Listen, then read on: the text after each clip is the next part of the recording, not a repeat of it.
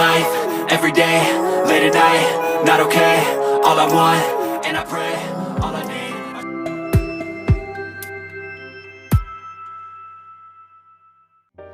अस्सलाम वालेकुम, welcome to Riya kitchen. आज हम बनाने वाले हैं भरे हुए करेले, जिसके लिए हमें चाहिए 1 पाव दाल, 1 केजी करेले, 1 केजी प्याज, 15 से 20 ग्रीन चिलीज। अब सबसे पहले हम करेलों के छिलके उतार लेते हैं और इनके बीज अलहदा कर लेते हैं। आप नाइफ की मदद से भी छिलके उतार सकते हैं और कटर की मदद से भी।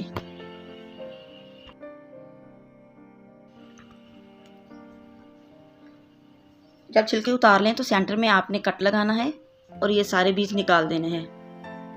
इसी तरह हम 1 बाय 1 सारे करेले तैयार कर लेंगे। बहुत अच्छे से साफ हो चुका है। करेलों को मैंने 2 घंटे के लिए नमक लगा के रख लिया था। अब इनको मैंने वॉश करके अच्छी तरह निचोड़ लिया है। इसके बाद ये दाल, इसको बॉईल कर लिया है। प्याज चॉप किए हुए, 2 अदद मीडियम साइज के टमाटर, 2 टेबलस्पून खुश्क धनिया, 1 टीस्पून साबुत ज़ीरा, हाफ टेबल स्पून नमक, half table spoon red chilli, 1 teaspoon हल्दी, 1 टीस्पून चाइना नमक। उसके बाद धनिया और ग्रीन चिल्लीज चॉप की हुई। अब हम एक बाउल ले लेंगे और सारी चीज़ें मिक्स कर देंगे।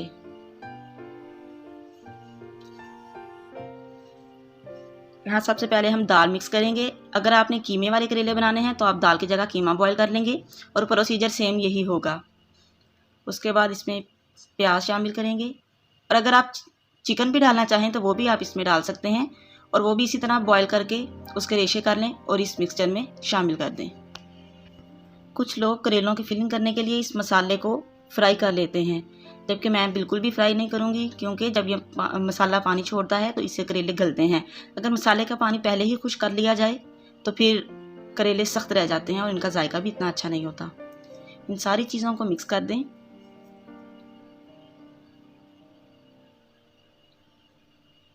आप मसाले अपने टेस्ट के हिसाब से कम या ज़्यादा भी कर सकते हैं।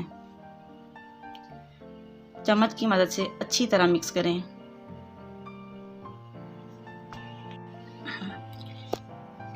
हमारा मसाला रेडी हो चुका है। अब चलते हैं फिलिंग की तरफ। फिलिंग करने के लिए हम ये करेला उठाएंगे और स्पून की मदद से इसको फिल करेंगे। अच्छी तरह आपने इसको फुल कर लेना है। फुल करने के बाद इस तरह दबा दें और इसको अच्छी तरह साफ कर लें। अब हम एक नीडल लेंगे। नीडल की मदद से हम इसको सिलाई करेंगे। कुछ लोग ऐसे ही धागा लपेट देते हैं, जो पकते पकते ही सारे करेले खुल जाते हैं और चम्मच भी अच्छी तरह नहीं हिलाया जाता। इसकी मेहनत थोड़ी ज़्यादा है, लेकिन इस तरह सालन की लुक भी बहुत अच्छी आती है और ये करेले बिल्कुल भी नहीं खुलते। ये देखें, आपने किनारे में से नहीं गुजारनी नीडल, बल्कि थोड़ी सी नीचे करके, क्योंकि ये करेले हैं। अगर आप किनारे किनारे से नीडल गुजारते जाएंगे तो करेले भी टूट जाएंगे। हाथ से थोड़ा सा ऊपर रख के आपने नीडल को गुजारना है और इस तरह अच्छी तरह सिलाई कर लेना है। ये धागा कभी भी नहीं खुलेगा जब तक आप इसको खुद नहीं खोलेंगे। ये देखें, इस तरह हम सारे करेले तैयार कर लेते हैं। सारे करेले रेडी हो चुके हैं, ज़बरदस्त लग रहे हैं। आप इनको इसी तरह फ्राई कीजिएगा और फिर बताइएगा कि सालन बनाने में कितना मज़ा आया। और ये जो मसाला बच गया है, जब करेले पक जाएंगे तो हम इनके ऊपर इसको डाल देंगे। इससे टेस्ट बहुत अच्छा आता है। अब चलते हैं फ्राई करने की तरफ। एक कढ़ाई ले लेंगे, फ्लेम को ऑन करेंगे और तकरीबन 2 कप के करीब आप इसमें ऑयल डाल दें, क्योंकि करेले जो हैं वो ज़्यादा ऑयल में फ्राई होते हैं। और फ्राई करने के लिए जब आप करेले कढ़ाई में डालेंगे तो आपने एक बात को ध्यान में रखना है कि ये साइड जो हमने सिलाई की है इसको नीचे की तरफ रखना है, ताकि मसाला सख्त हो जाए और अच्छी तरह पक जाए। 10 मिनट तक आपने इसी तरह रखना है, मीडियम टू लो फ्लेम में। उसके बाद इनको कवर कर देना है और फ्लेम आपने लो कर देना है और 30 मिनट तक इसी तरह पड़े रहने देना है। 30 मिनट के बाद आप इसको उठाएंगे और इनकी साइड चेंज करेंगे। ये देखें कि हमारे करेले अच्छी तरह फ्राई हो चुके हैं। अब इस तरह साइड चेंज करके फिर 30 मिनट तक आप लो फ्लेम पर इसी तरह रखेंगे। करेलों का कलर गोल्डन होना स्टार्ट हो गया है, ज़बरदस्त तैयार हो गए हैं। यहाँ आप एक बात ज़हन में रखें, अगर आपको लगे आपके करेले गल गए हैं लेकिन अभी गोल्डन कलर नहीं आया, तो आप एंड पे आकर 5 मिनट के लिए फ्लेम को तेज़ भी कर सकते हैं।